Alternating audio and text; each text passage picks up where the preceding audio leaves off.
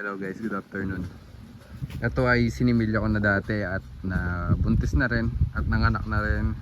Ito yung productive na kalabaw dito sa Telapayong. Ngayon, tanda na. Ngayon naglalandi na naman siya. Sisimilya na naman natin. Sana ma-one time ulit natin siya. Ngayon, tanda na. Pero napaka-productive pa rin. Ayan, yung mga produce natin.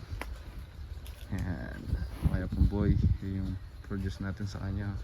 Tapos may bago tayo ng anak dito noong February 3. Ayun, babae yung anak. Kay Renato Due naman to. Ayan siya.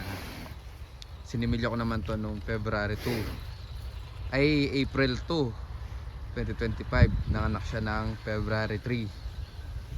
Ayan siya, babae ang anak. Ayan. And ito naman ay AI natin ng November. Buntis na rin siya. Almost 3 months. 3 months na, lagpas. Ayan, laki na rin yung tiyan. Dami na natin produce dito guys. Malalaki na rin. Ayan. Marco yung tatay nito.